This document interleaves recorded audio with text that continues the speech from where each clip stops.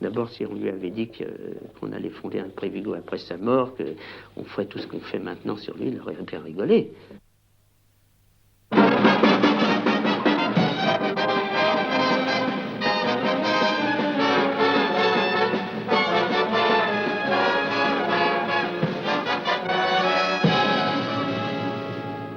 Gilles Margaritis est réalisateur à la télévision. Il y a 30 ans, Gilles Margaritis tournait l'Atalante avec Jean Vigo. Pierre Merle, aujourd'hui assistant de Gilles Margaritis, il y a 30 ans, assistant de Jean Vigo. Voilà, c'est ça. Allez-y. Qu'est-ce qu'on fait Votre temps est tout à fait page 74. Albert Riera, réalisateur de télévision, il y a 30 ans, assistant de Jean Vigo. Il avait son petit groupe et je crois que tous les gens qui font partie de son groupe se ressemblaient, avaient un peu le même caractère. Que ce soit Pierre Merle, que ce soit Riera, que ce soit Jean Painlevé, que ce soit tous les gens que j'ai connus, Charles Goldblatt, que j'ai connus autour de Jean Vigo, ressemblaient à Vigo, avaient quelque chose de Vigo.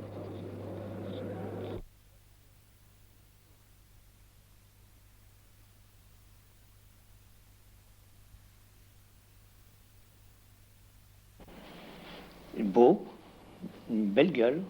J'aimais beaucoup, des yeux très malicieux, très rieurs, très vivants.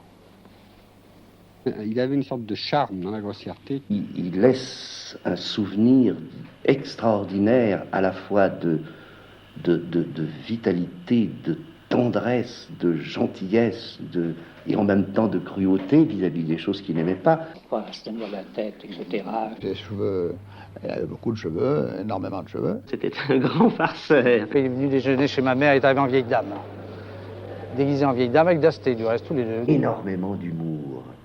Parce qu'il aimait beaucoup rigoler. C'était un homme très tendre, très bon, une tendresse des fois cruelle, même si on peut dire. Habité par une vie, par une tendresse des hommes.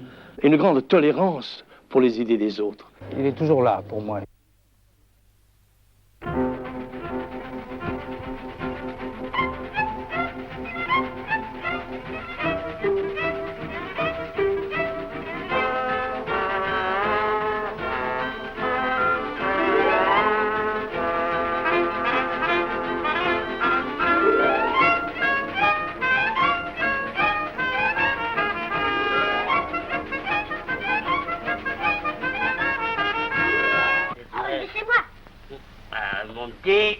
Je ne te dis que ça. Eh ben moi je vous dis merde. Monsieur le professeur, je vous dis merde. Lorsqu'on dit que Jean Vigo était le fils de Miguel Almereda, on n'a rien dit et on a tout dit. Vous connaissez l'histoire du père de Jean, qui a été vers 14 ou 15 ans, est venu à Paris, naturellement révolté contre une société aussi injuste. Il est devenu un anarchiste et sous le nom de Miguel Almereda, il est devenu un journaliste extrêmement brillant, un polémiste. Il était à cette époque-là un anarchiste. Il collaborait à la guerre sociale dont il est devenu le rédacteur en chef. Et il avait une très grande influence dans les milieux syndicalistes et anarchistes de l'époque. Il n'était pas possible de penser à Almereda sans penser à Don Quichotte. Il en avait l'allure, il en avait le caractère, il en avait les exagérations, il en avait... Enfin, c'était vraiment un Don Quichotte. Il était très entraînant, il était dans toutes les manifestations, dans tous les coins il y avait de la violence. Par exemple, Jean me racontait quand Jaurès a été tué, il se trouvait avec son père au Café du Croissant. Il était là, et puis Jaurès était en face d'eux. Tout d'un coup, une détonation, ils ont vu Jaurès s'écrouler sur la table. On a étendu le corps de Jaurès sur la banquette du Café du Croissant et le petit Vigo, le petit Jean, enfin, était là. C'est lui qui était assis à côté. Il a vu ce corps et ça l'avait beaucoup impressionné. Jean Vigo suivait ses parents partout parce qu'ils militaient tous les deux et que on ne craignait pas de l'emmener dans les réunions, dans les cafés et tout ça. Nono était toujours partout, bien sûr. Vous savez, Nono, il vivait, je ne peux pas vous dire, il vivait presque comme un enfant abandonné. Nono partait l'été, enfin pendant toute la bonne saison. 3 ou 4 fois par semaine, avec des couvertures, il allait coucher dans les fortifications. On le revoyait le lendemain vers 10 heures, comme ça. Il avait une mère et un père, mais ce père et cette mère avaient des obligations tellement loin de leur petit enfant. Il était question de faire la paix avec l'Allemagne. Et Michael Almereda était absolument d'accord pour faire la paix. Il y avait à ce moment-là une lutte très grande entre ceux qui se prétendaient les nationalistes à tout craint parlant seuls au nom de la France et ceux qui auraient voulu atténuer les horreurs imbéciles de la guerre ou amener même une paix blanche.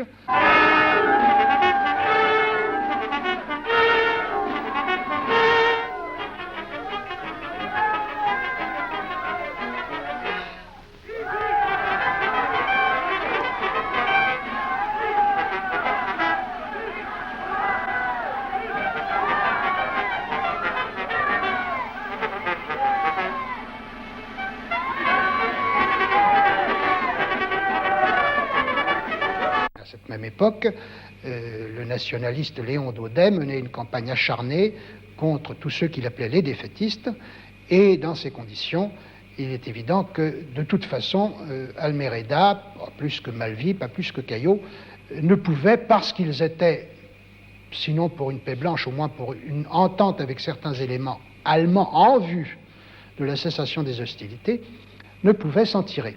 On pouvait prévoir un peu ce qui arriverait. Naturellement, on n'est pas jusqu'à prévoir qu'il mourrait en prison, mais on pouvait prévoir qu'il serait arrêté. Il a été accusé d'espionnage, j'en sais rien, il a été arrêté et on l'a trouvé mort, étranglé dans sa cellule. En 1917, la mort en prison du père de Jean Vigo, il y eut 2 thèses, l'une parlant de suicide, car on l'avait trouvé pendu par un lacet au barreau de son lit à l'infirmerie, et l'autre, qu'on l'avait suicidé, que l'on l'avait tué parce qu'il aurait pu parler et dire des choses qui ne plaisaient pas au pouvoir de l'époque. Moi, je crois qu'on l'a fait mourir. C'était le sentiment général dans le milieu, que c'était un tel batailleur, un tel bagarreur, qu'il n'aurait pas donné sa démission comme ça. Je ne crois pas. Et Vigo avait eu un témoignage dont il était à peu près certain qu'Almereda avait été étranglé par X. Ce qu'il m'a dit, c'est qu'il savait que son père avait été étranglé dans sa prison et qu'il connaissait même l'assassin. Et Jean a vécu toutes ces heures-là. Pour un garçon de 12 ans, c'était absolument effroyable. Et de plus, alors, c'était vraiment... il était honni de la société, c'était le fils de l'espion, pour ainsi dire. On n'a pas voulu le recevoir dans des lycées à Paris. Il a été à Millau, parce que, et même sous son faux nom, on n'a pas voulu le recevoir dans aucun lycée parisien. Et il était là très ami avec Cossin. Millau, 1964.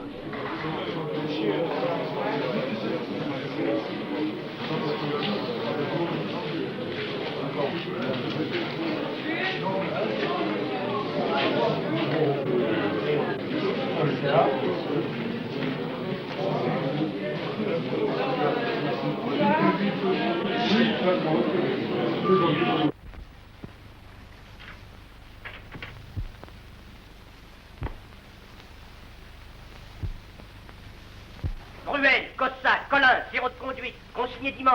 Oh alors, ça ne sauve pas. Je me suis non pas reconnu physiquement, bien sûr, évidemment.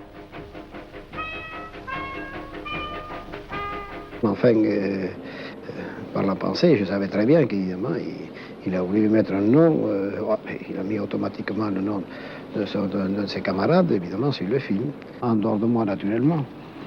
Et il y avait également un de mes camarades qui s'appelait Bruel.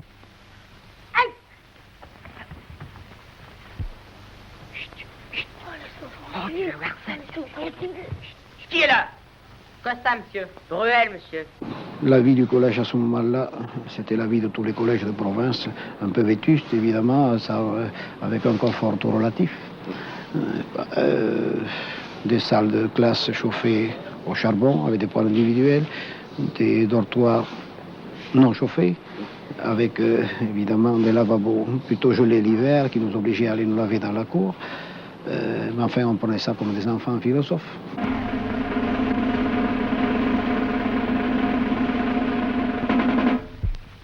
Debout, debout, debout. Allons, vite.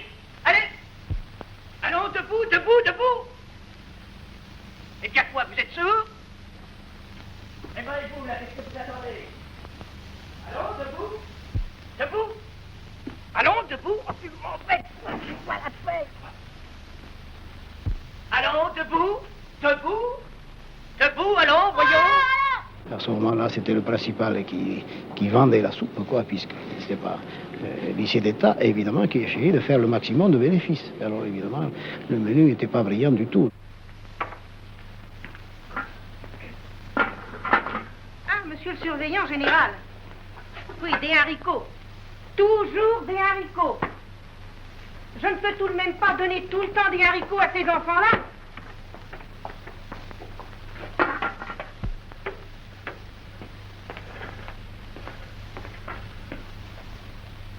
Oh, maman, encore les haricots?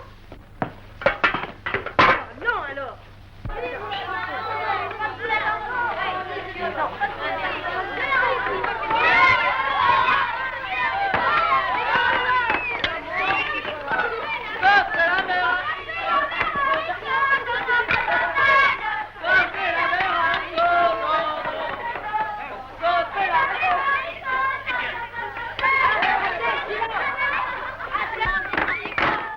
Et oui, il y avait des haricots, bien souvent, bien sûr, ça c'est le fond, le plat des haricots. Voilà, oui, c'était pas tous les jours, bien sûr, mais enfin, c'était juste. Ce qui compte dans la vie d'un interne, ce sont les pions. Non. Non. Cossa et Colin, apportez-moi donc vos livres d'algèbre. Ou plutôt non. 0 de conduite, consigné dimanche. Il y en avait qui étaient évidemment excessivement sévères, on les craignait, n'est-ce pas? Peut-être on les respectait, on sait. Mais enfin, on les craignait. Pourquoi? Vous savez ce que c'est que ça? Le pion, ou on le craint ou on le craint pas, c'est fini. Et c'est le premier contact qui compte. Regarde, monsieur Pexet. On ne rigolera encore pas cette année. Oh, tu crois? Colin, sauf de vieux Colin, on a voyagé avec un mort. Il y a des haricots. Ouais, petite. Dites donc, Cossa, fini les vacances. C'est le surveillant général, n'est-ce pas, qui est là, évidemment, au censeur, qui est là pour mener la vie dure, évidemment, aux internes.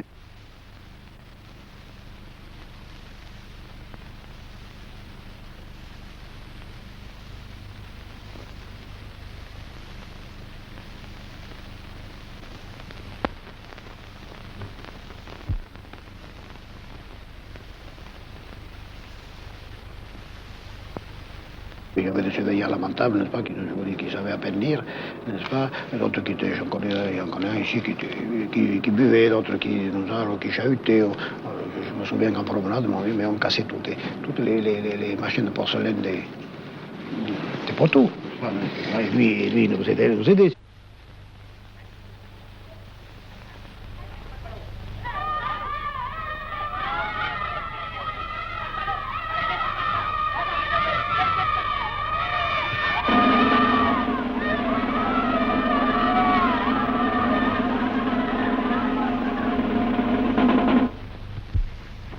À vos places.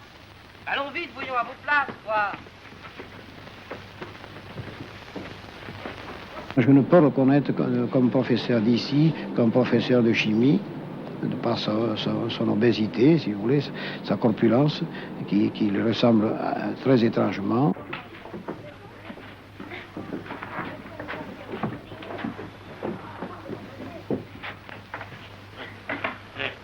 Comme c'est spirituel. Mais je n'aime pas ça. Je n'aime pas ça du tout. Et il y avait toute une des spécialistes qui allaient fumer dans les cabinets, ça c'était classique, et qui se filaient le mégot l'un à l'autre. Et évidemment, le mégot c'était quelque chose de précieux. Une cigarette, il fallait que toi en profites au moins.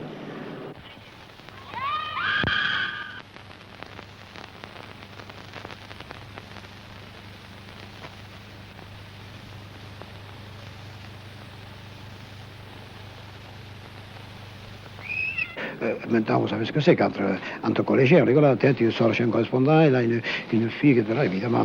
Moi, je reste ici avec maman, à la cuisine. Toi, tu vas voir Poupoule.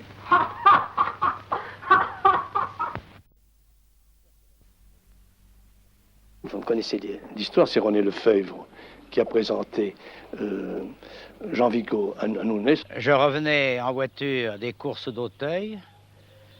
Et dans cette voiture, il y avait un petit propriétaire de chevaux de course que je connaissais vaguement, qui s'appelait Nunez. Je connaissais René Lefebvre qui avait des chevaux chez Cornu-Langy, entraîneur à Maison Lafitte, moi aussi. Justement, c'est ce qu'il y a d'intéressant dans cette histoire, c'est que Nunez, vous savez, les relations du turf, il faisait courir, moi aussi, il avait un très faible effectif, moi de même, c'était pas un gros propriétaire, c'était une relation aimable comme ça, un homme agréable à fréquenter, à entendre, et un jour en rentrant d'Auteuil... J'ai demandé à René Lefebvre s'il connaissait un jeune metteur en scène particulièrement intéressant. Il me dit, dans la voiture d'un de nos amis qui nous ramenait, votre métier est effroyable dans les conditions où vous devez le faire. Tous les scénarios sont idiots. C'est vraiment impossible de stagner dans une telle forme de cinéma. C'est toujours monsieur, madame et l'autre. C'est assommant, moi j'en ai marre, je n'y vais plus. Est-ce qu'il n'y a pas un metteur en scène qui serait capable un peu de secouer cette apathie et de nous emmener un petit peu vers d'autres horizons? Il m'a dit, si vous connaissez un metteur en scène qui vaut la peine, moi, volontiers, je mettrais des capitaux là-dedans.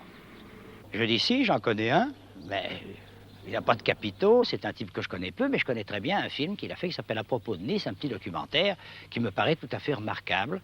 Et il m'a indiqué Vigo. J'ai eu l'impression immédiate que c'était un homme qui avait un idéalisme profond, qui avait une sensibilité extrême. En plus, c'était un homme d'une très grande finesse. Et on avait une impression tout à fait remarquable, très peu courante. Jusqu'alors, nous n'avions parlé que cheval, jamais cinéma. Et puis tout à coup, comme ça, je vous dis, ça s'est fait. Ça a dû durer environ 5 minutes, quoi. Entre Auteuil et la Porte-Maillot, il n'y a pas bien loin. On lui a projeté À propos de Nice.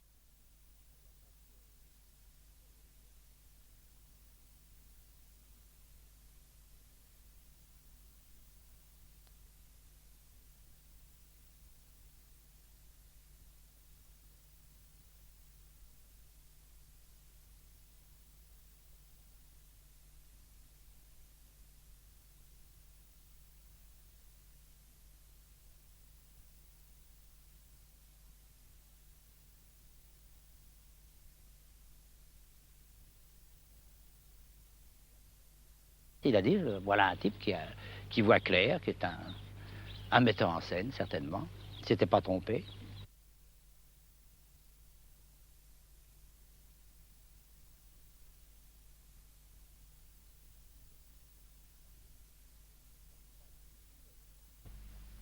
Et il ne me semblait pas du tout être porté tellement sur le cinéma au point d'y risquer tout de même une somme assez considérable pour l'époque. Il n'a pas hésité à le faire, il a bien fait. Le souvenir de mes rapports avec Vigo est l'un de mes plus beaux souvenirs, est l'une de mes plus grandes satisfactions. Et que si j'avais à recommencer, je recommencerais sans la plus petite hésitation. Et j'ai lu dans les journaux, à ma grande surprise, quelque temps plus tard, que Jean Vigo allait faire 0 de conduite. Et Riera, le cousin de Jean, m'a téléphoné pour dire « Ah ben tu sais, Jean va tourner, il a trouvé un commanditaire, il paraît que c'est toi qui le lui as envoyé, un nommé Nunez. » Et là-dessus, on a eu le plaisir de voir 0 de conduite.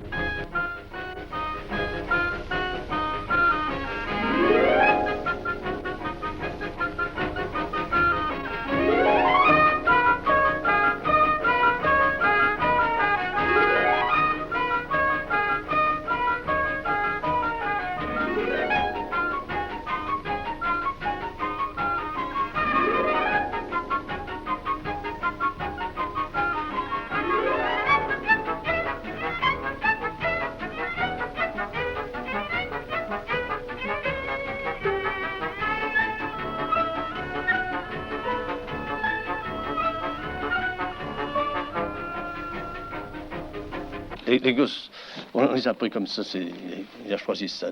Ils ont pris la plupart au parc Montsouris. Il les avait vus dans la rue et il en a suivi quelques-uns. Il a été demandé l'autorisation aux parents. Ce sont des gosses qu'il avait repérés, c'était des gosses de son quartier. Mais le très curieux de l'affaire, c'est que quand il courait après les gosses, ça je le dis à peine, mais il a dit, point standardant, il me dit, je passe pour un pédéraste, moi je cours après les gosses maintenant. Qu'est-ce qu'on se dit, mais qu'est-ce qu'il fait ce bonhomme-là il embauche les petits garçons, pourquoi faire? C'est embêtant.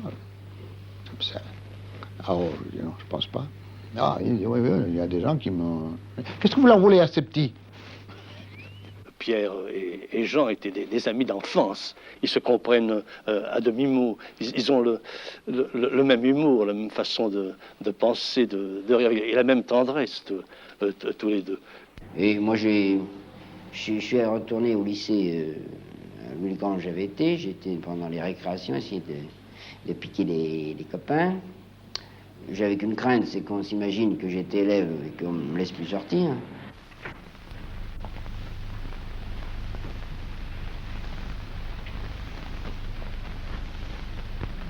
Eh ben, dites donc, vous voulez que je vous conseille? Robert Leflon faisait pète sec, le pion sévère. Les autres étaient des amis ou des gens que Vigo avait contactés comme ça. Par exemple, le surveillant général, le bec de gaz, c'était le gérant de son immeuble. Le gérant qui habitait en dessous était venu à 2h du matin, à 4h du matin, leur dire « Je vous en prie, faites un peu moins de bruit ». Et Vigo lui dit, car il devait deux termes en retard, dit au gérant « Ah, vous voilà, vous tombez bien ». Et il l'a pris comme surveillant général dans Zéro de conduite. Il était un monsieur très pondéré, très calme et un peu timide même, et qu'il avait persuadé de jouer ce rôle.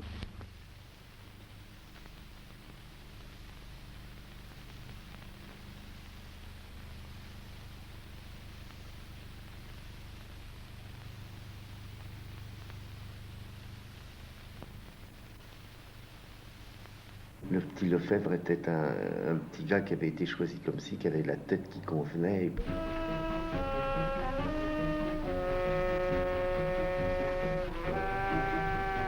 Et il avait sans doute rencontré dans le quartier et il avait dû le remarquer, il lui avait parlé, il l'avait engagé.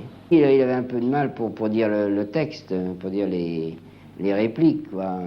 Quoique Vigo s'attachait pas tellement à la lettre, il disait bon, tu dis ça, et puis si c'était pas exactement ça, ça n'est pas grande importance, bien sûr.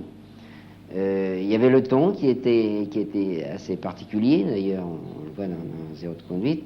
Il y a une façon de dire les choses qui était vraiment particulière.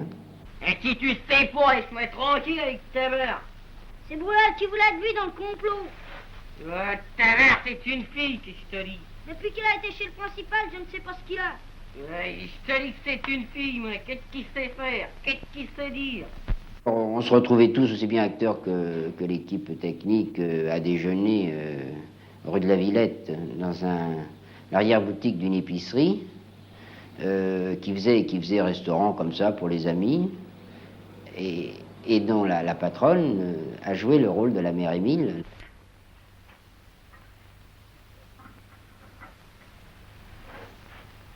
Elle a fait ce qu'elle aurait fait chez elle, pas la cuisine. Notre ami Henri Storck était habillé magnifiquement en curé. Ça lui allait d'ailleurs fort bien.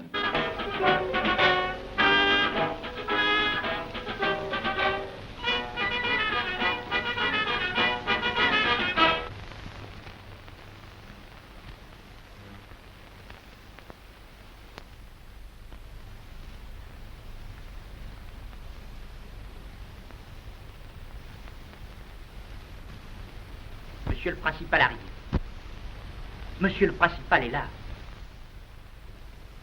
Vigo et moi, on se demandait à quel acteur on allait confier ce personnage du principal. Monsieur le principal.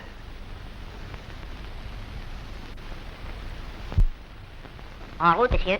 Et ça a été plus fort que lui. J'ai voulu l'en dissuader. Il m'a dit, non, mais non, ça vraiment. Et alors, il a engagé le nain Delphin, sans rien à en dire, chez Gaumont, le nain Delphin.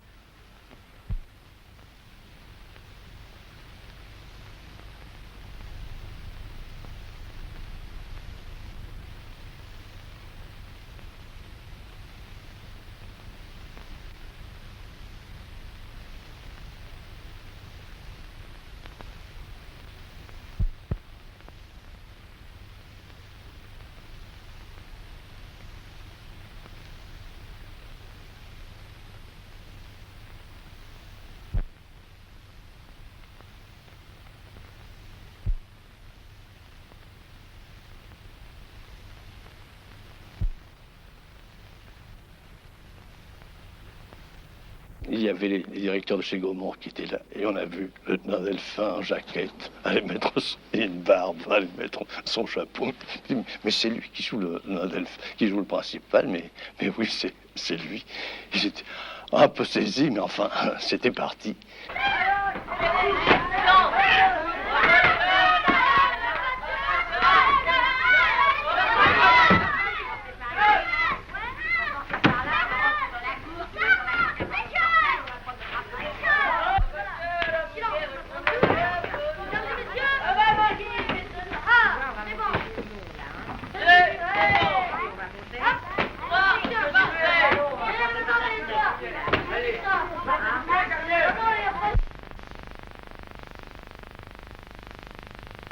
Un peu du cinéma de collégien, voilà, cinéma de collégien, à côté de ce que l'on faisait à ce moment-là. C'était le grand moment de, comment s'appelait la machine humaine, la bête humaine, enfin tout ça, la locomotive de... Oui, c'est ça. Alors, il faisait figure d'un petit jeune homme qui s'amuse à faire des films, Vigo. Voilà exactement. Il était le petit jeune homme qui fait des films pour s'amuser, puis en marge, non conformiste, en marge, qui n'aurait jamais de suite. Voilà. Ça qui est curieux, n'est-ce pas? Alors aujourd'hui, quand on voit ça, c'est le truc de Rimbaud. Je suis sûr que Rimbaud, on ne l'a pas pris au sérieux du tout. Et ce n'est que plus tard. Il y a beaucoup de gens comme ça qui deviennent des grands bons hommes et qui ont commencé tout petits. Il voulait tout le temps faire des blagues, il avait une vitalité, une espèce de joie de vivre, et en même temps cette espèce de force, de dureté, de cruauté, vraiment qu'ont les enfants. Il n'était pas beaucoup plus âgé que les gosses avec lesquels il a tourné Zéro de conduite. On aurait dit que c'était un des gamins un peu plus âgés. Ce qui était important, c'était de voir l'ambiance extraordinaire des enfants qui tournaient pour Jean Vigo. On sentait qu'ils étaient dominés par sa personnalité. Ils ne faisaient pas ça par cabotinage. Ils faisaient ça parce qu'eux-mêmes revivaient leur propre action. Et lui-même, il s'est senti enfant à ce moment-là. Et entre autres, je vois encore Vigo jouer au football avec les enfants. Ça lui était tout naturel. Il ne faisait pas ça pour tenir les enfants, mais il était comme ça. Et il les prenait assez comme s'il avait été dans l'histoire lui-même. Hein, comme si vraiment il faisait partie de la bande et comme s'il dirigeait la bagarre ou la poursuite ou tout ça. Ce qu'il y avait de plus étonnant, un jour où je fus sur le studio, c'était sur le plateau, au but de Chaumont, c'était les gosses déchaînés, parce on était en train de tourner la bataille des Polochons, déchaînés, s'en prenant aux spectateurs, s'en prenant aux amis qui étaient venus sur le plateau, leur bottant les fesses à grands coups de tatane. C'était véritablement la bagarre. Et je crois que c'était Gonzague Frick qui jouait le surveillant, le pion. Puis les gosses le maltraitaient, le bousculaient, je ne me souviens plus exactement ce qu'ils faisaient, mais enfin on lui flanquait des coups, quoi. Les gosses le tapaient dessus, parce que c'était le surveillant, parce que ça représentait l'autorité.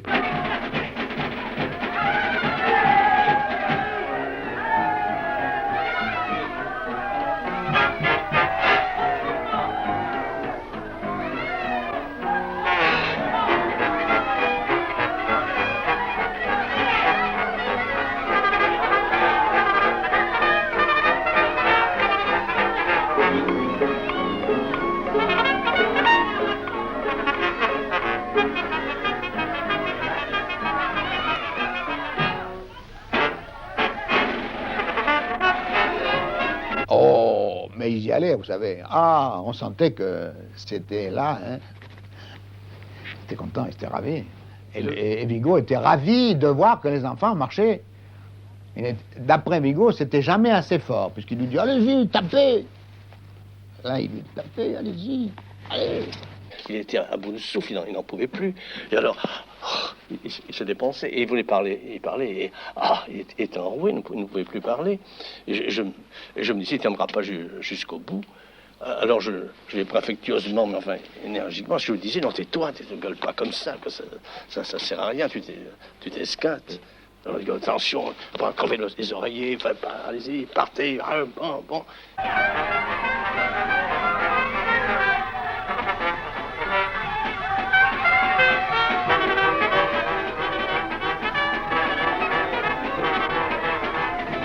Ça durait un mois, cette histoire-là. Mais à la fin, les mômes étaient devenus trop familiers avec nous. C'était fini, c'était la grande rigolade. Il fallait gueuler pour arriver à obtenir quelque chose. Il fallait de temps en temps les retenir quand même, parce que alors ça aurait vraiment des généraux les auraient pu retrouver, ou bien d'ailleurs c'est quelquefois arrivé. Dans la poursuite dans les rues de Saint-Cloud avec Dasté partant dans un sens et les autres dans l'autre, ça a failli arriver plus d'une fois.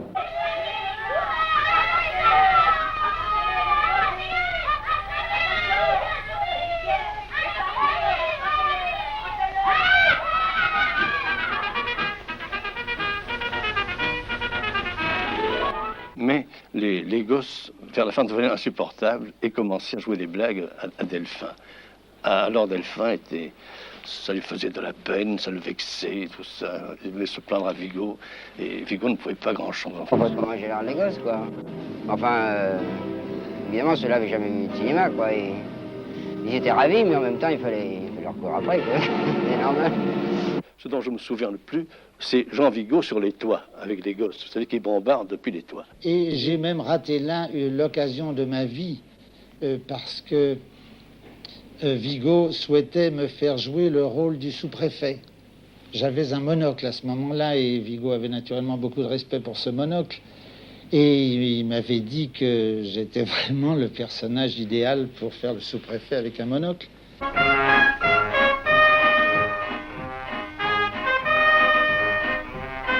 Et puis je n'ai pas pu venir, et je ne m'en consolerai jamais. Et c'est Gonzague Frick qui d'ailleurs était quand même plus sous-préfet que moi. Parce que d'abord il en avait l'âge, et puis ensuite il avait un monocle qu'il portait depuis beaucoup plus d'années, c'est-à-dire d'une manière beaucoup plus sûre.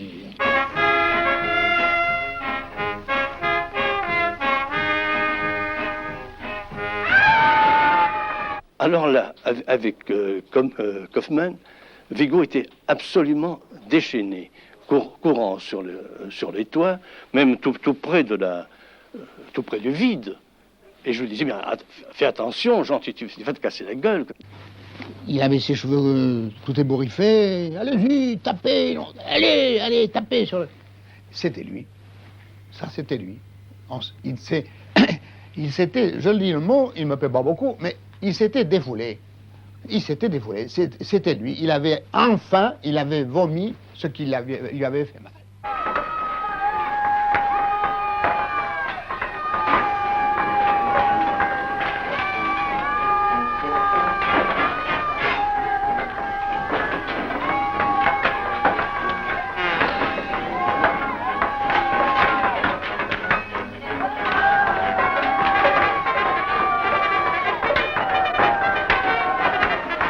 Cette séquence-là, je dis, mon vieux, on va te la couper. Tu devrais peut-être, c'est ton premier film, tu devrais faire quelques concessions pour ce premier film, et puis ensuite tu en feras d'autres.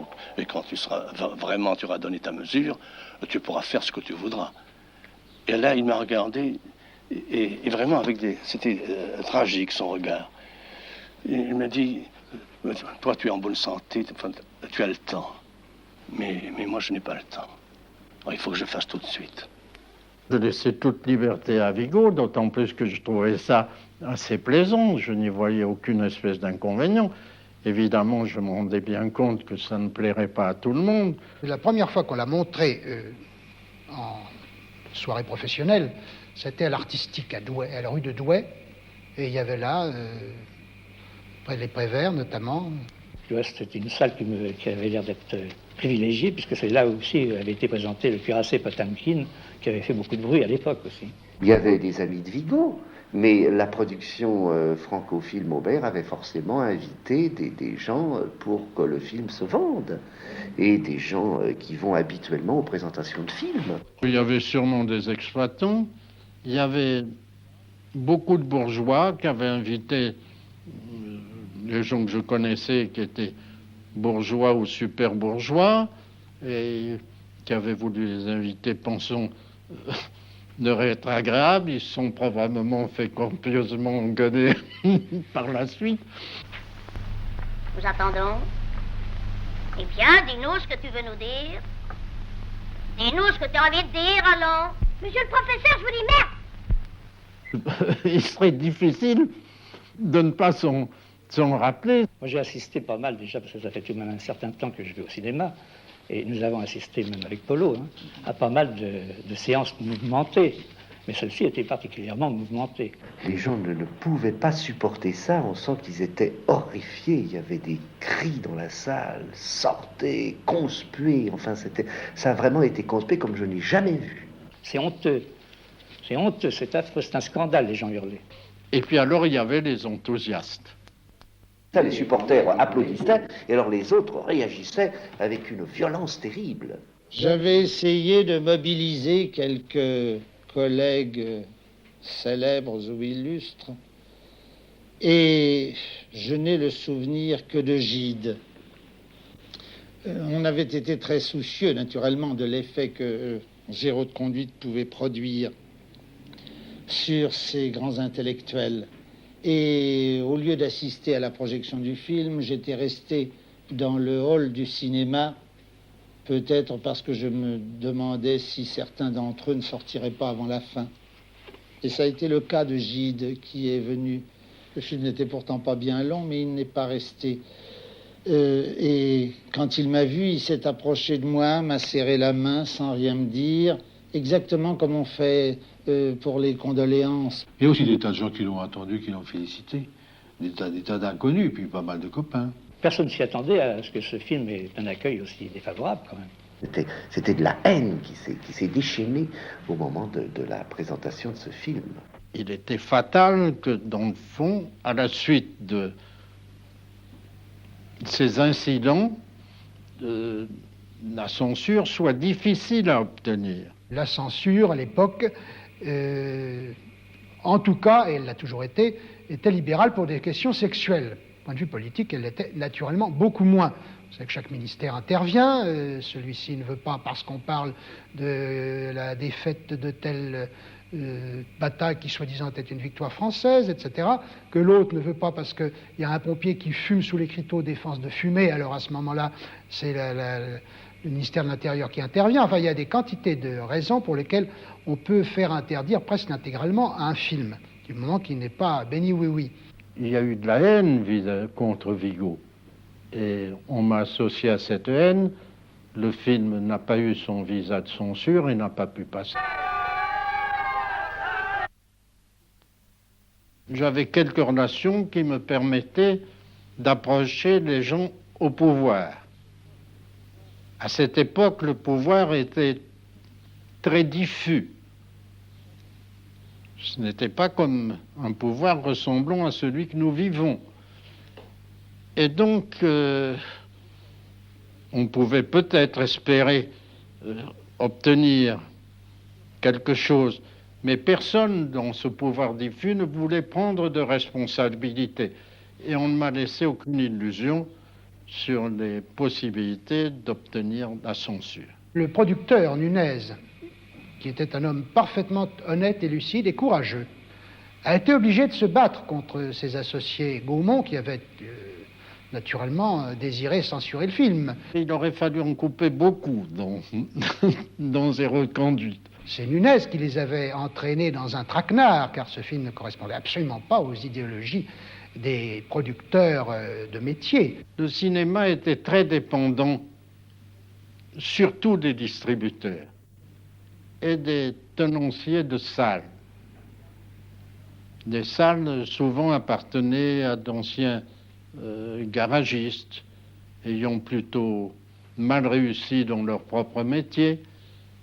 Et tout le monde, tous ces exploitants, se préoccupaient évidemment de ne pas heurter leur public. Ils voulaient avoir tous les publics. Alors, si un film était susceptible de créer le moindre incident, ils ne le voulaient pas. Mais quand il a voulu tourner Zéro de conduite, il n'a pas cherché à plaire, il a cherché à faire une satire, et je pense qu'il y a réussi de la façon la plus complète.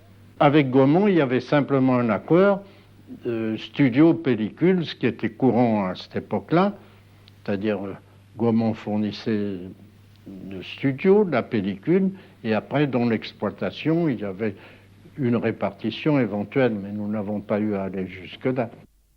Quand, évidemment, la censure a interdit à ce moment le film, ça a été pour Nounès, le producteur, une perte sèche, vraiment, et on croyait qu'il ne s'intéresserait plus à Vigo.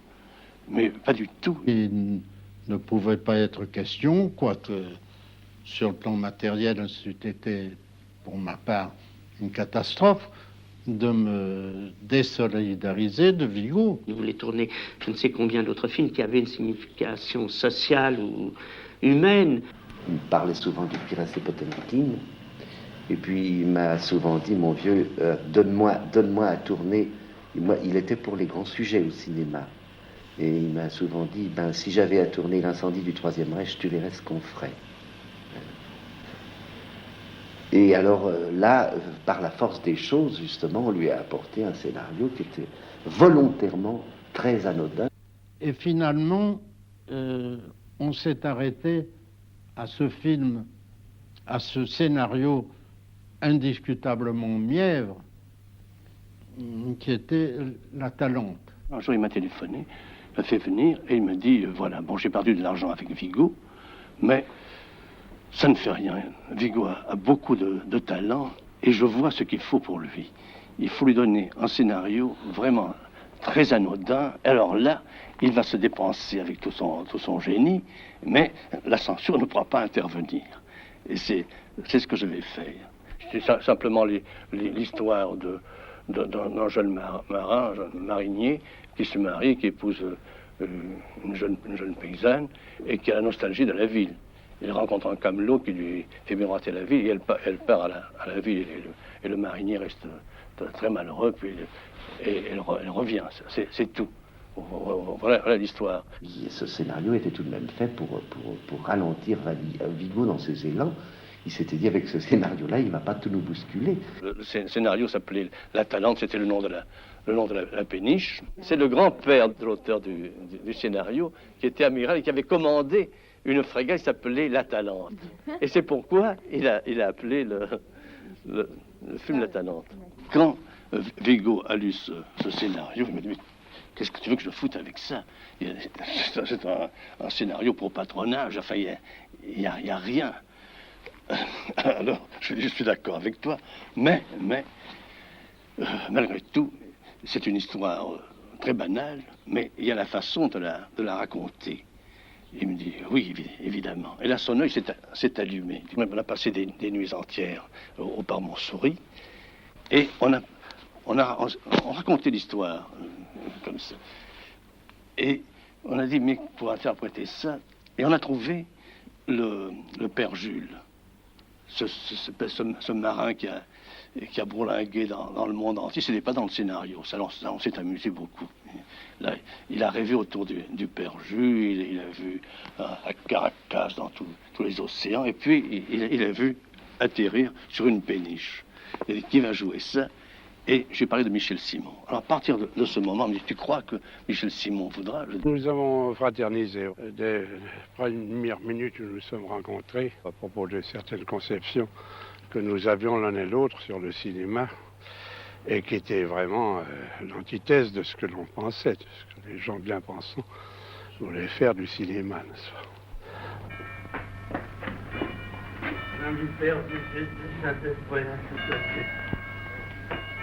Il a demandé, il voulait Dita Barlow, et on lui a donné. Elle était blonde, adorablement blonde, avec un petit accent berlinois. Le metteur en scène, je ne le connaissais pas. Il était charmant, il avait un rayonnement tout à fait exceptionnel. Ça, je le sais, d'une simplicité, enfin, inexplicable. Il est difficile de parler sur Vigo, parce que je trouve que toute chose qu'on puisse dire montre uniquement qu'on ne peut pas expliquer la personnalité de Vigo, ce qui n'est pas une exagération. Je dis le dialogue. Qui va écrire le dialogue? Il faut trouver un dialoguiste intelligent et sensible. Il n'y en a pas beaucoup, il faudra en retenir un. Et à quoi il m'a répondu? Quelque chose qui m'a rempli de joie et de confusion. Il m'a dit, vous raconterez ce que vous voudrez, ça sera toujours mieux que ce qu'écrira un dialoguiste.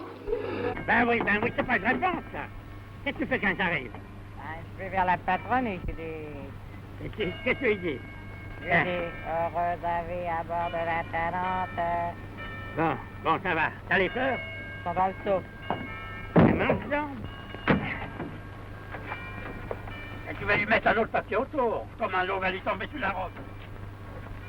Et les voilà.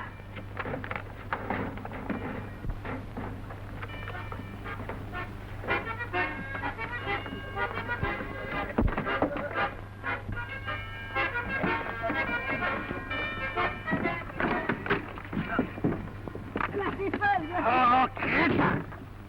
Oh, méchant crétin! T'as gagné maintenant, hein? Donne-moi ça! Pauvre! Mais qu'est-ce que t'as fait ça? Avec le bouquet! Tu des sous, je vais acheter un autre bouquet. Je me fais rigoler en étant plein de voilà la note arrive après ça! C'était le personnage que j'avais connu, le personnage de Vaudois qui répétait sans cesse, qui lui passait devant la tête parce qu'il lui passait pas beaucoup d'idées vers la tête et quand il y en a une qui passait, il voulait en profiter. Et alors, je me souviens qu'un critique en avait conclu que j'avais tellement de mal à comprendre ce que Vigo m'expliquait que je le répétais 2 ou 3 fois parce que je ne l'avais pas compris, j'étais un peu buté et que je n'étais pas très intelligent. Alors dépêche-toi! Dépêche-toi! Là-bas! Coupe pas à l'eau! Tu passais autour! Tu passais autour! Tu passais autour! Heureuse vie à bord de la Talente. Tu passais autour! Il n'y a plus de bon Dieu. Hein? Jean Vigo tenait énormément à ses chats. Il tenait pour apporter à cette péniche un élément insolite. Il avait imaginé, ça c'est vraiment une idée de Jean, que le père Jules aimait les chats et recueillait des chats comme ça au cours de ses voyages. Et alors il a chargé Pierre Merle, qui vraiment dans la Talente a été admirable. Mais Pierre s'est attaché à trouver tous ces chats. Je ne sais pas comment il a fait, mais enfin, il a ramené un jour une vingtaine de chats. On avait fait toutes les concierges du quartier, surtout pour trouver les tout petits. Les tout petits, on avait beaucoup de mal, parce que c'était pas la saison des amants chats, alors on a fini par en avoir qui n'étaient pas des nouveau-nés, mais enfin, ça pouvait aller. C'était Pierre qui les soignait, etc., dans la cabine. Comme on n'avait pas le temps beaucoup de faire de cuisine, on leur donnait la viande crue que j'allais chercher chez le boucher de côté. Et ça devait les énerver un peu. Ces chats étaient enfermés dans une cage et je ne sais pas si on avait dû les alimenter, mais au moment où il a fallu les sortir de la cage, les chats étaient féroces. On avait un petit peu peur d'eux. Et je me souviens quand j'ai tourné à un moment quand il m'a obligé à passer sur la péniche, à trébucher, à tomber, et il a fallu absolument qu'il m'envoie des chats dans la figure. Il était dans un coin, il y avait un assistant qui était dans l'autre coin, Riera, je crois. Ils avaient 2 chats à la main qui tenaient par la peau du cou. Et il fallait que je descende, je trébuche. Et puis je me relevais, il me lançait ces chats à la figure. J'ai eu peur, j'avais peur de me faire crever l'œil. C'était pas des chats dressés pour ça, c'était des chats de l'habitant. T'en fais pas. Avec lui, il fallait y aller, on ne pouvait pas lui refuser.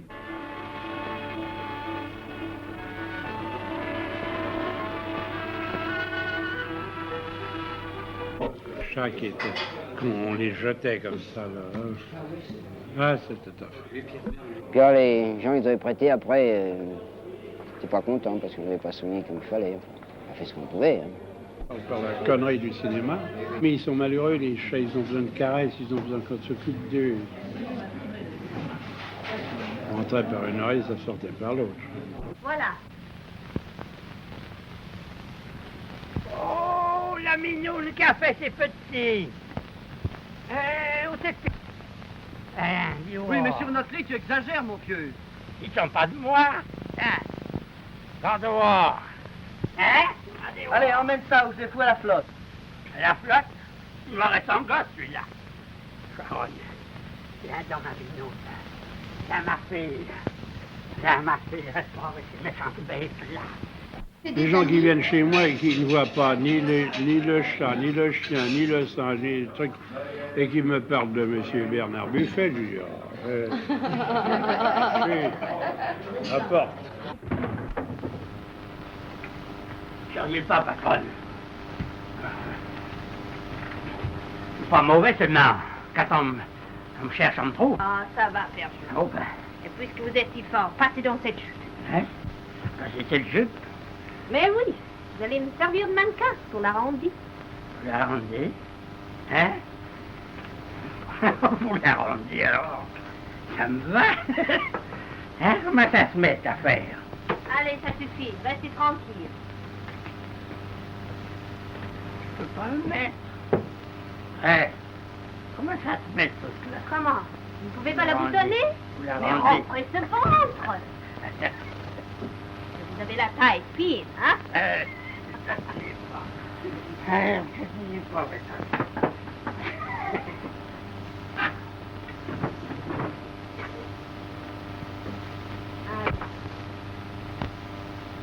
Hein? Alors, tenez-vous bien et mettez-moi ça à l'endroit. L'endroit?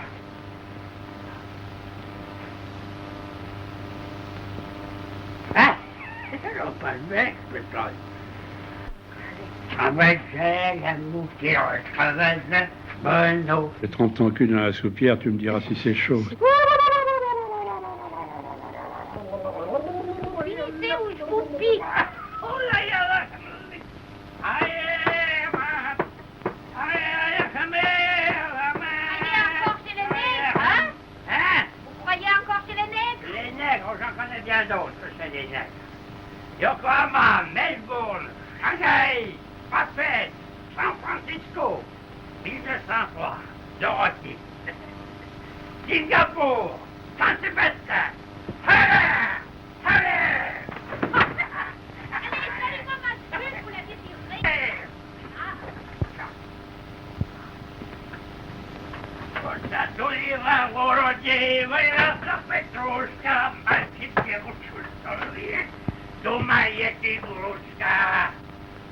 On a imaginé le père Jules voyageant dans tous les pays du monde. Alors, il a rapporté, je sais pas, un couteau d'Espagne, un éventail, je ne sais plus.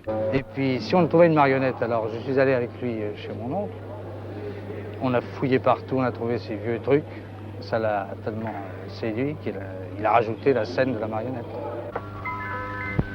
Je vais vous montrer mon bonhomme.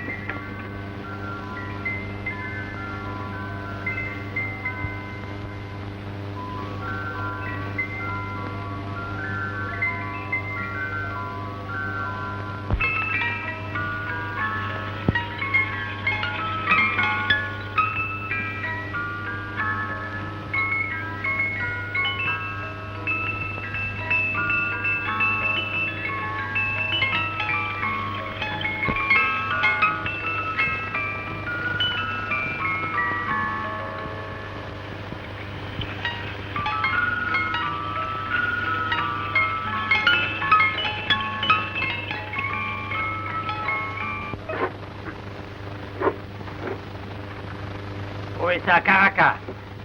Après la Révolution, 1890. Oh.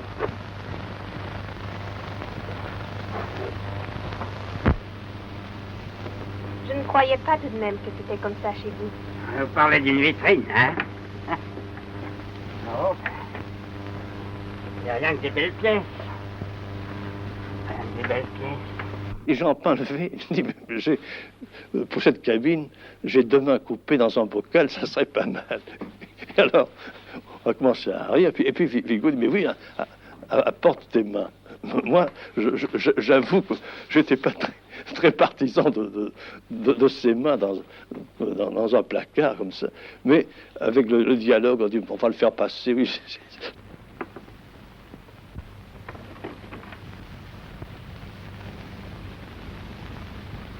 C'est où ça? Oh non, ça c'est mort. Un ami qui est mort il y a 3 ans. Qu'est-ce que c'est que ça? C'est ses mains. Ah oui, c'est tout ce qui me reste. Et ça, les mains d'un ami, c'est tout ce qui me reste de lui. C'était les scènes évidemment les plus excitantes à regarder, toutes les scènes de Michel Simon dans son cabanon, là, dans son antre. Non, là! Ah, les tatouages. Oh, c'est des tatouages. Oh, ben.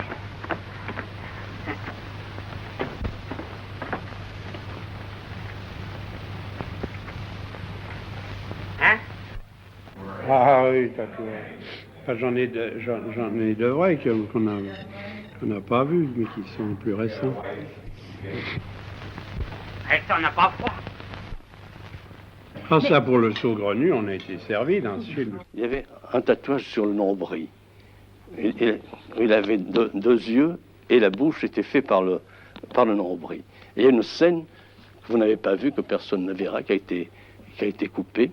L'histoire du tatouage. Où Michel Simon simplement mettait, dans la scène avec Guita Parlo, mettait sa cigarette comme ça, son nombril, il dit, je vais vous faire voir un truc, la patronne. Et il mettait sa cigarette là.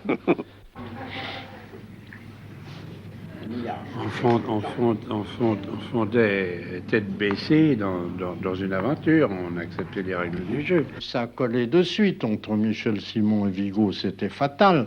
Ça collait très bien, Michel Simon et Vigo. Il aimait beaucoup Vigo, il avait une sorte de respect même pour Vigo. Il l'écoutait, il l'aidait. Et pour Vigo, c'était facile de tourner avec Michel Simon. Je lui avais dit, je déteste répéter 2 fois une scène. La seconde fois, elle est fatalement mentie.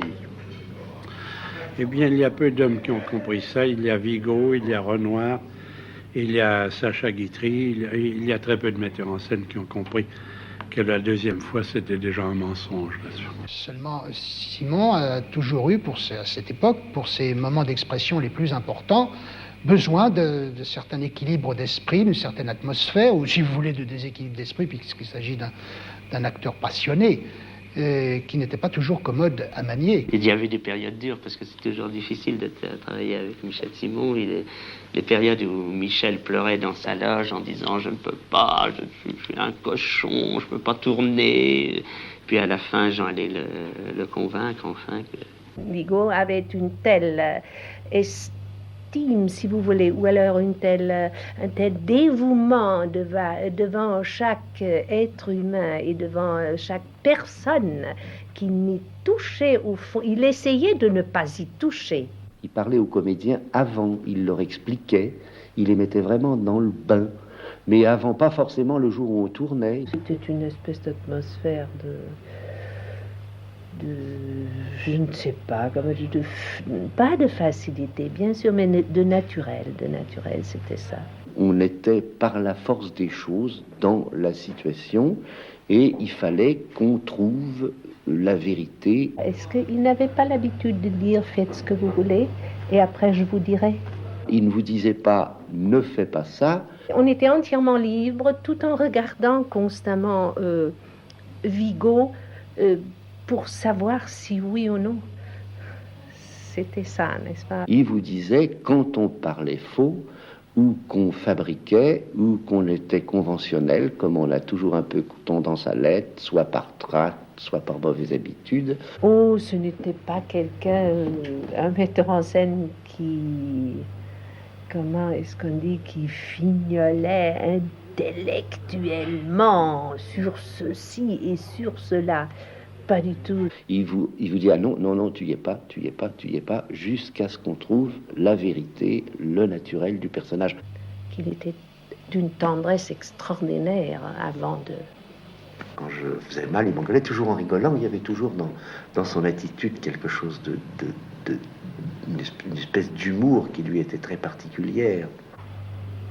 En tout cas, je ne me rappelle pas du tout dans ce film et de Vigo quelqu'un qui aurait insisté et qui aurait essayé de tracasser tout le monde pour avoir ceci. On ne pouvait pas le faire autrement, en effet, et on le faisait comme il fallait qu'on le fasse. Et que ça correspondait profondément à ce qu'on voulait soi-même. Vous avez de beaux cheveux. Hein? Vous aussi, Père Jules. Ah oui? Vous avez de beaux cheveux. Ils sont pas si beaux que les vôtres. Attendez, Hein? je vais vous faire l'arrêt.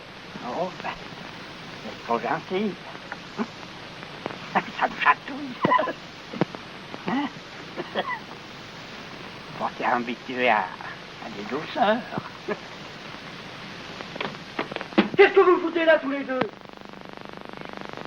Plomblin, bazar! Des filets, des nains? J'ai répété 100 fois que ces trucs-là étaient défendus à bord. Ils sont poison ici. C'est ça, saleté! Qu'est-ce que tu fous là, quoi, hein? Puis qu'est-ce que c'est que cette photo? C'est moi quand j'étais petit.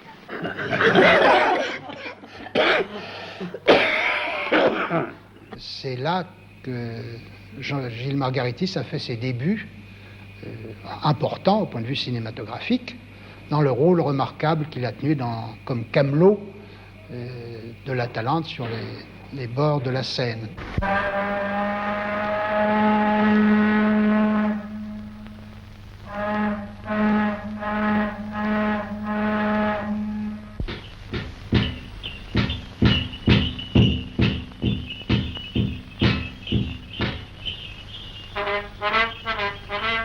Alors, qu'est-ce qu'on va faire? Bon, il y avait un talus, ben, il faut le descendre. Hein. S'il n'y avait pas eu de talus, c'était pas drôle d'arriver sur le bord.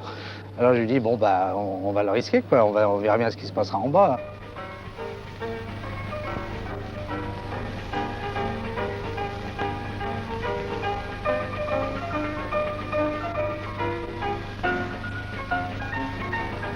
Et en partant en vélo, tout se déclenchait et en tournant, en répétant, tout s'est enchaîné dans la chaîne.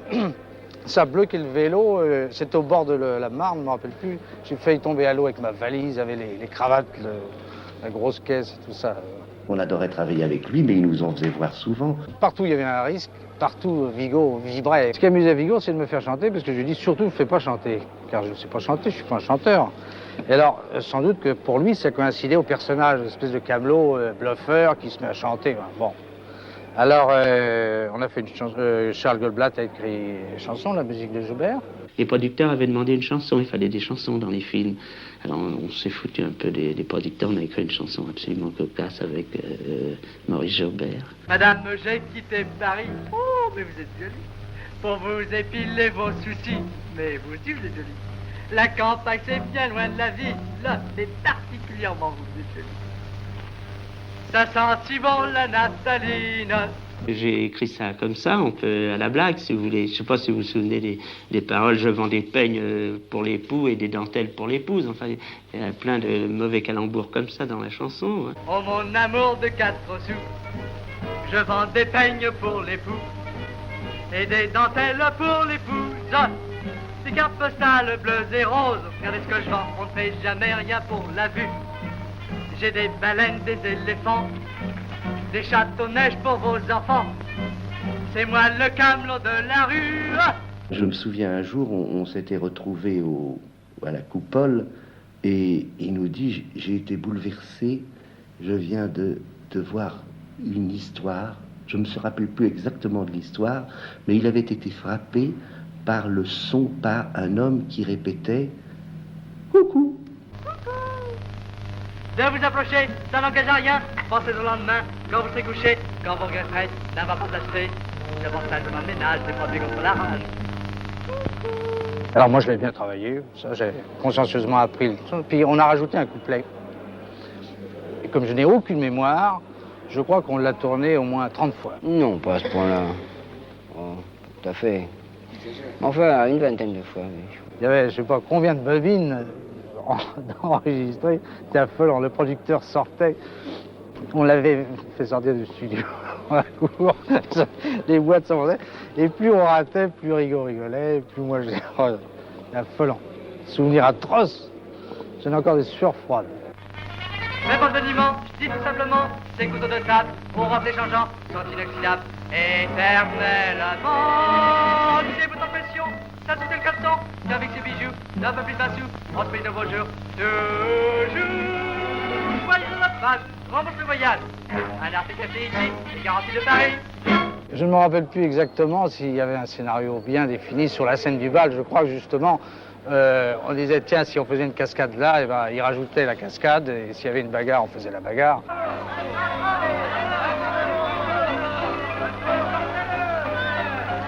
Qu'est-ce qu'il y a? L'enfant Scablo qui est là? Petit billet? Ouais, oui. Mais tu y arrives, tu vas voir. Tu vois tes billets? Attends, voir. Tu vas voir un peu. Tu vas voir un peu.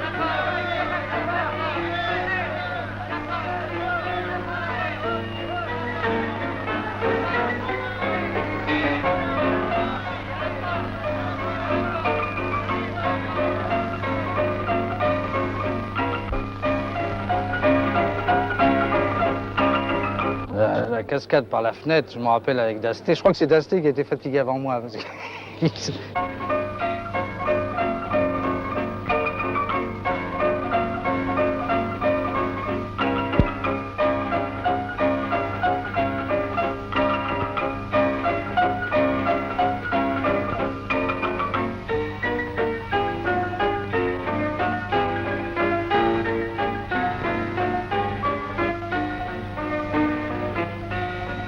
Mais si madame vous appartient à l'écharpe aussi, c'est du payer comptant.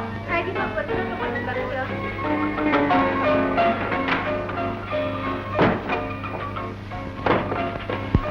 Ce que je dis que c'est du payer comptant, du payer comptant. Du payer comptant.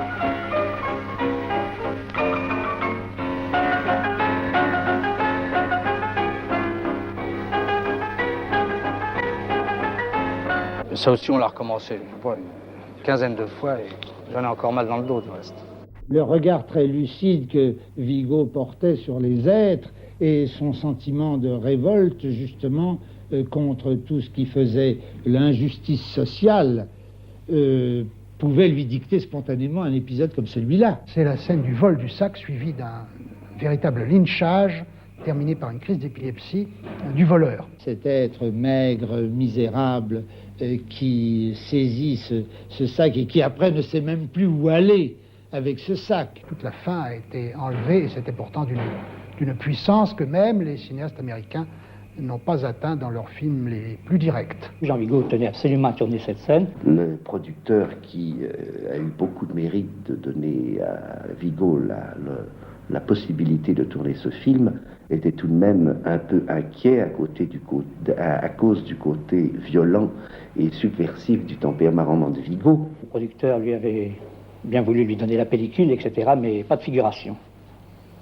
Il croyait que ça allait arrêter Jean Vigo et que tout allait se terminer tranquillement. C'est fini, je vous donne plus un sou maintenant, démerdez-vous. On était en train de prendre l'apéritif avec les copains et Louis Chavance, qui était le monteur de Vigo, arrive et dit, écoutez, Jean Vigo est très embêté, il a une scène à tourner à la gare d'Austerlitz, il a la gare, il a tout ce qu'il a, mais il n'a pas de figuration. Et bien, je vous assure qu'il a eu très vite sa figuration. Je me souviens plus des noms. Bon, ben, il y avait Jacques, mon frère Jacques, naturellement. Il y avait Lou Tchimoukov, qui était à ce moment-là le metteur en scène du groupe Octobre, de la Fédération du Théâtre Ouvrier, qui faisait un flic, un gardien de la paix, excusez-moi, et qui, toute la nuit, a eu des conversations extraordinaires avec les vrais agents du service d'ordre, en leur parlant, je me rappelle très bien encore, de l'infrarouge. Pendant des heures, il leur parlait de l'infrarouge, etc. Et les braves gardiens de la paix l'écoutaient avec beaucoup d'intérêt. On était là une trentaine.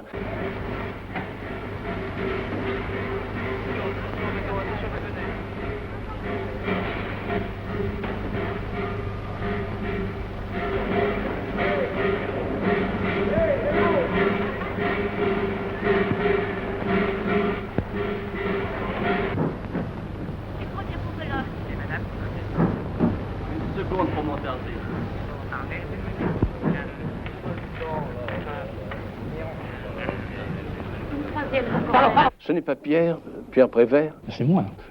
C'est ça, maintenant je me souviens. J'ai un petit chapeau gris et un par-dessus. C'est une création assez extraordinaire, du reste. Faut de l'eau, faut de l'eau. Il ne fera pas tout de suite.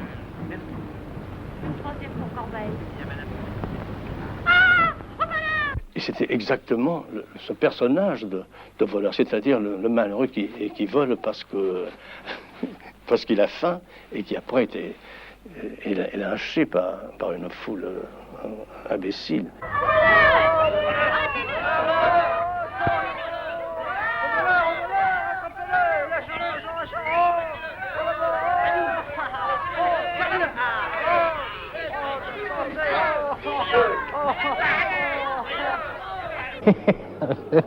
On a tourné ça sans prévenir personne. Et je m'étais habillé en petit vieillard. Et tout d'un coup...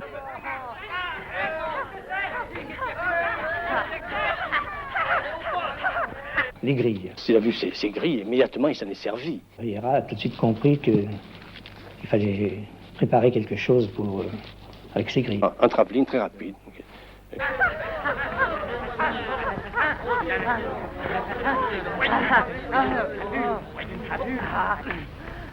C'était du cinéma vérité à ce moment-là. Un jour, il a neigé. Et c'est bien neigé, c'était pas prévu du tout. Alors là, il y a une espèce de, comment dirais-je, d'inspiration qui est arrivée, mais presque joyeuse. Il était heureux de cette neige. Il a pris Pierre et moi, il dit, débrouillez-vous comme vous voudrez, il me faut 25 figurants. Trouvez-les où vous voudrez, mais tout de suite, immédiatement. Et je ne savais même pas ce qu'il voulait faire. J'ai l'impression que Vigo se laissait tout de même surprendre. Ces 25 figurants venaient et les alignaient devant une porte d'usine fermée, comme des chômeurs, vous vous souvenez? Je trouve très impressionnant cette scène. Oui. Cette espèce de chômage, et ça m'avait toujours frappé d'ailleurs.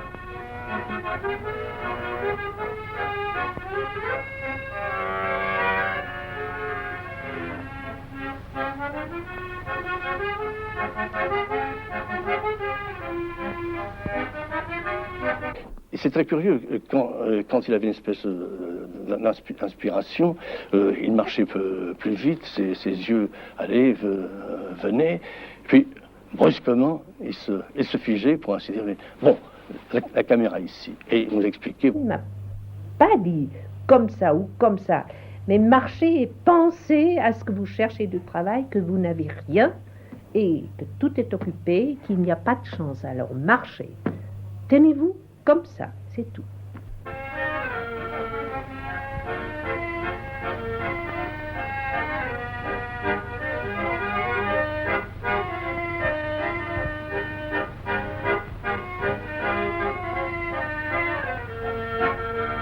Il y a des metteurs en scène qui disent, vous prenez des petits pas, vous tenez vos bras comme ça, et puis alors mettez un peu l'épaule comme ça, parce que, etc. Vous comprenez? Lui, non. Alors, n'est-ce pas? Que ça. Et vous marchez comme ça. C'est tout. Alors, devinez, et puis on essaye.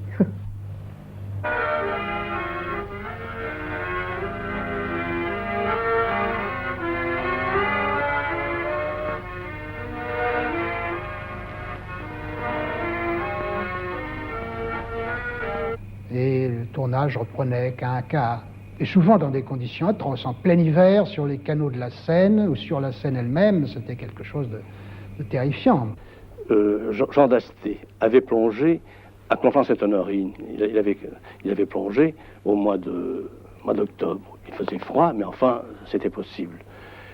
Seulement, la scène a été loupée. Techniquement, il a fallu la refaire. Et nous l'avons refaite au mois de janvier, je crois, de décembre ou janvier. Et le canal Saint-Martin était pris par les glaces. Ça a l'air d'une plaisanterie. La péniche était prise par les glaces dans le canal Saint-Martin. On a cassé la glace.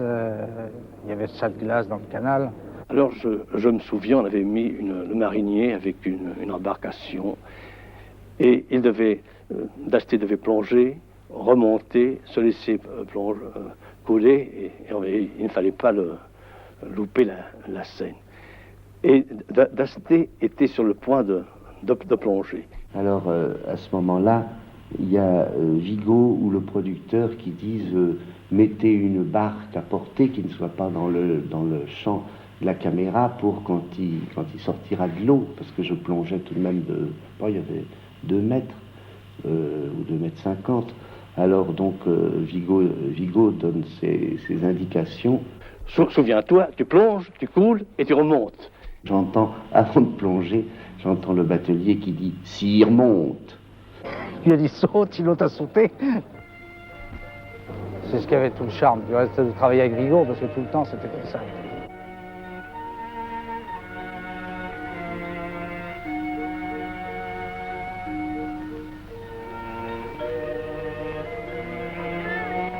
Patron s'est foutu à l'eau. Patron s'est foutu à l'eau. Patron s'est foutu à l'eau.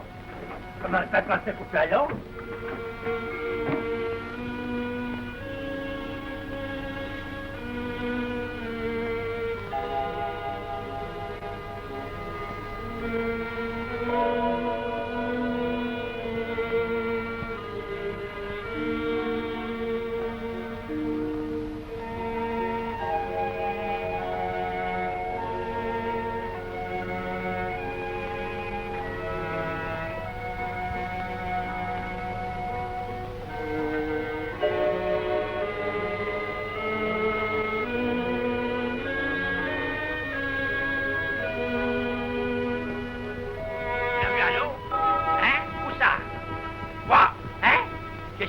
Ce calot.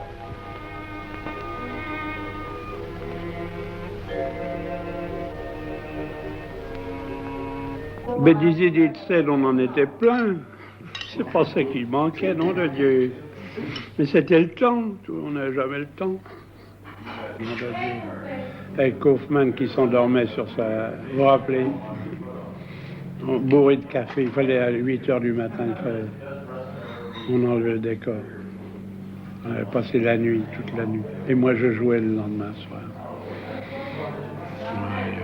On lui déléguait toujours 1 ou 2 personnes pour aller le réveiller de façon qu'il n'arrive pas trop tard. À un certain moment, notre grand ami et interprète Michel Simon se sentait d'une vague à l'âme et il devenait triste et il ne voulait plus tourner. Alors on allait chercher des amis pour le consoler, pour lui remonter le moral. Il y avait 2 petites filles qui s'intéressaient au cinéma. Je dis, si vraiment tu aimes le cinéma, viens m'aider à terminer ce film, moi je ne peux plus. Alors elles étaient là, elles se relayaient pour m'empêcher de m'endormir. C'est pas de la blague parce que on tombait épuisé. Vigo, vous savez, il était toujours dévoré par un feu intérieur. Alors évidemment, étant donné son état de santé, tourner dans des conditions semblables ne favorisait pas ses possibilités de travail. Mais son énergie était sans limite. Il était porté par son idée, il ne sentait rien, il ne voyait rien. Ce qu'on pensait invulnérable, parce que c'était un charmant cabochard, mais enfin, il savait ce qu'il voulait, comme je dis, il savait ce qu'il voulait, et il se foutait complètement d'un claquet. Ah, ça, complètement. Il ne pensait pas d'ailleurs qu'il était dangereusement malade. Oui, il avait une santé très faible, alors il allait jusqu'au maximum. Enfin, en présent qu'il dormait debout, enfin, qu'il était toujours sur les nerfs, et gai en même temps. Crevé, mais gai. Je crois que c'est ça qui le tenait, c'est son esprit. Il me disait, oh, ça m'embête, je veux pas finir sur le traditionnel baiser sur la bouche. Alors il m'avait dit, tu vois, il s'était procuré une table qui pouvait basculer. Il m'a dit, voilà, j'ai pensé à ça cette nuit parce que je voudrais pas finir comme ça. Alors tu vas t'asseoir sur la table et puis la table va se renverser et tu te casseras la gueule. Le percule la patronnerie.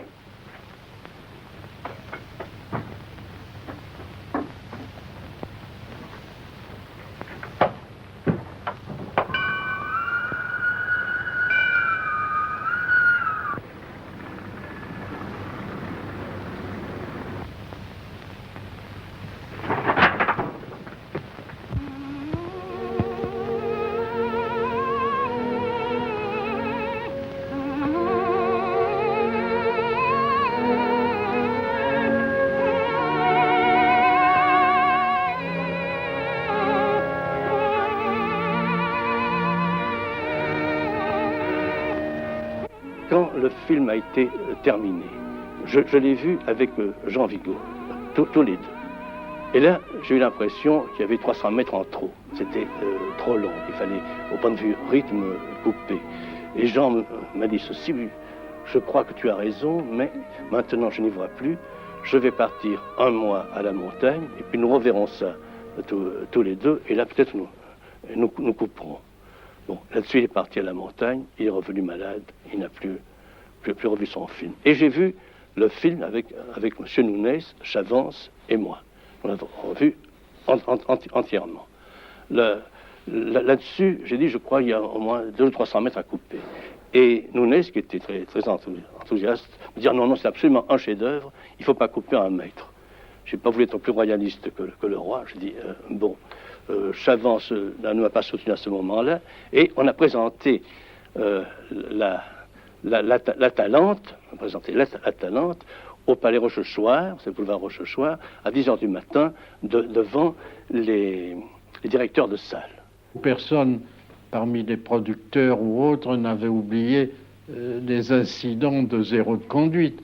Alors je ne peux pas dire qu'il y ait eu un vrai désir d'être aimable. Comme d'ailleurs le film était insolite, et à ce moment-là, ça les choquait. Dès qu'on arrivait à une longueur, ils commençaient à tousser, à ricaner, etc. Puis ils étaient repris par le film. Et ça a été comme ça jusqu'à la fin.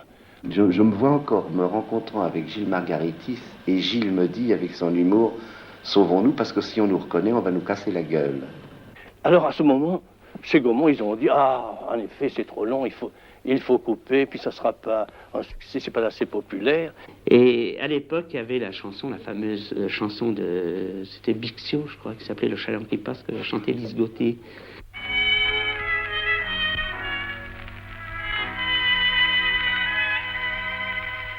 La nuit s'est faite, la berge s'est stompée se taire. Un bal musette, une auberge ouvrent leurs yeux verts.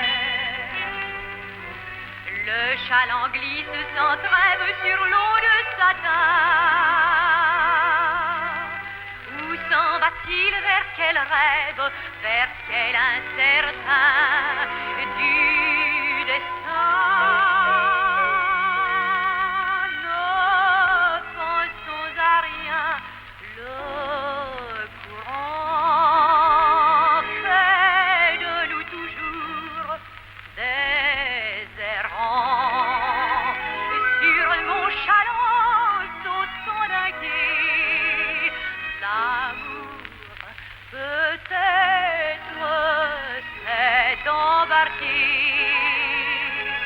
Aimons-nous ce soir sans songer à ce que demain peut changer.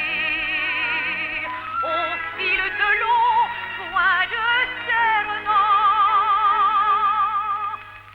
ce n'est que sur terre qu'on ment. C'était connu comme la mama, quoi. C'était ça, la mama de l'époque. L'idée, par exemple, de transformer le titre, de changer le titre de La Talente en Chaland qui passe, c'est pas une idée de Nounès. Ça, c'était une idée de la maison Gaumont, quoi. Oh, pas grave, hein.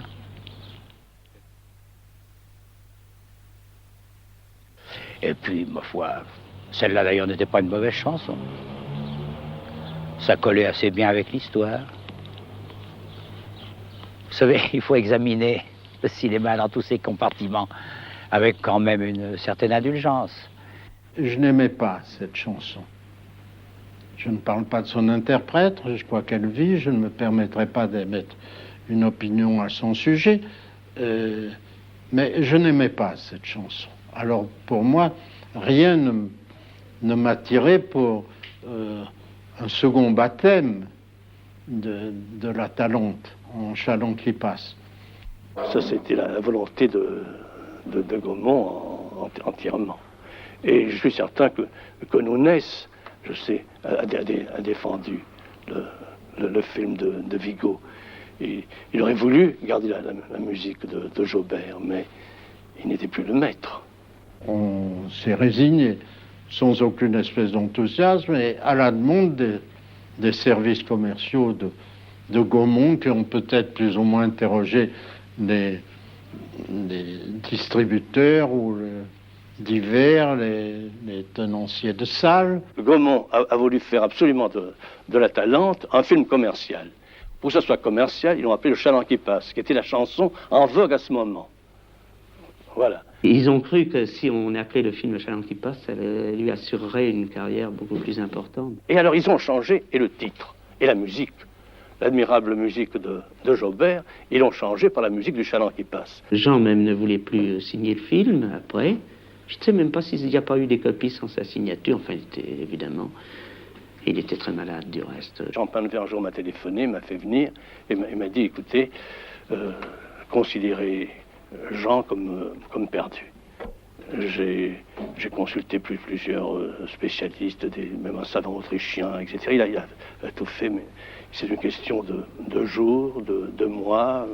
Il avait une telle vitalité qu'il n'acceptait pas la maladie. Tous ses amis allaient le voir, mais sans lui dire, naturellement, qu'il était condamné à mort. Et on était tous plutôt joyeux quand on rentrait. Et lui, d'ailleurs, qui se sentait au fond de lui, condamné, mais qui ne voulait pas le laisser paraître ni à sa femme. Lorsque la version du Chaland qui passe est sortie sur les Champs-Élysées... En signe de protestation, on n'y a pas été, quoi. On est arrêté pour gueuler, c'était inutile, puisque c'est... Vigo nous a demandé d'aller au plus vite, sa femme et moi, la voir et lui rapporter notre impression. Et naturellement, notre impression ne pouvait être que désastreuse. C'était pas du tout dans l'esprit de Vigo, avec certaines longueurs d'ailleurs, puis des coupures trop brutales. L'histoire se suivait difficilement. On entendait la voix de Lise Gauthier qui chantait... Ne pensons à rien, le courant fait de nous toujours des errants.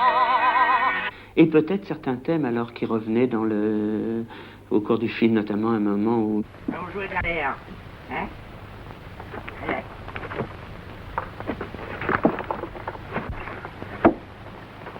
47.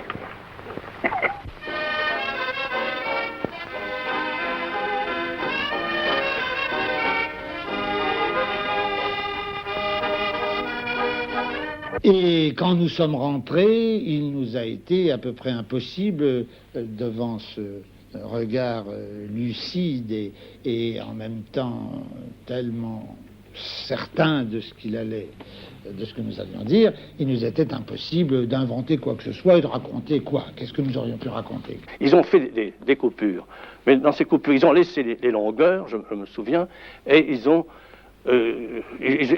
gardé les longueurs et ils ont coupé des choses intéressantes. Enfin, une cuisine atroce, et ça n'arrangeait pas du tout son moral, lui. Alors, sur ce lit où il était là, je me souviens que je lui ai dit, évidemment, le Chaland qui passe, etc., tout ça, ils ont coupé où il ne fallait pas. Et il me dit, mon pauvre vieux, qu'est-ce que tu veux que j'y fasse à présent? Et puis, il m'a dit, j'ai déjà trop travaillé à ce film, et je ne dis pas le mot qu'il m'a dit, et j'étais vraiment bête de m'être donné comme j'ai fait. Et si après je suis foutu, c'est parce que vraiment j'ai mis trop de cœur à La Talente. Alors tu sais, ne m'en parle plus. Il était impossible, malgré les soins les plus attentifs, un dévouement de chaque instant, de revenir en arrière. Ses souffrances étaient telles que dans ces moments de rémission, tout en souriant, il nous disait « je souffre » d'une manière atroce, toute la colonne vertébrale. Et j'ai la sensation d'être un haricot vert dont on enlève le fil. Sa femme disait « sa vie ne tient qu'à un fil ». Il disait un câble. Il y avait toujours un humour noir extraordinaire. Pendant 1 ou 2 jours, je ne suis pas allé le voir. J'habitais déjà au Péreux. Et un soir, à 9h du soir, j'étais assis là, à cette place-là, je me suis écroulé. Et ma femme m'a dit, mais qu'est-ce que tu as? J'ai dit, mais Jean est mort. Et à la minute même, Jean d'Asté m'a téléphoné en disant, je descends de chez Vigo, il vient de mourir.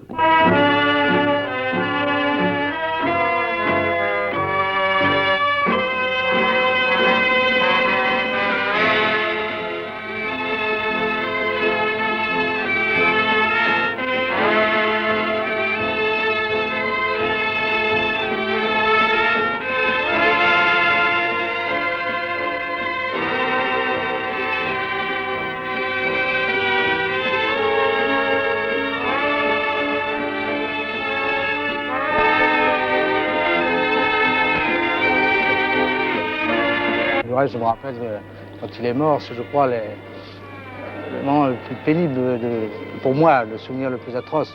On sentait, c'était étouffant, c'était vraiment quelque chose de tragique, de très très, très dur. L'injustice du sort, vous comprenez, qui fauche un gars comme ça, qui est en pleine explosion, qui va certainement faire quelque chose de très très bien. Et ça se sentait, quoi. C'était un peu exceptionnel. On n'enterrait pas n'importe qui. La liberté, ça coûte très très cher. Elle est très rare. Il y a une dizaine d'hommes dans le monde qui sont des hommes libres. Eh bien, Jean Vigo était un homme libre. Et par conséquent, il était vraiment un exemple.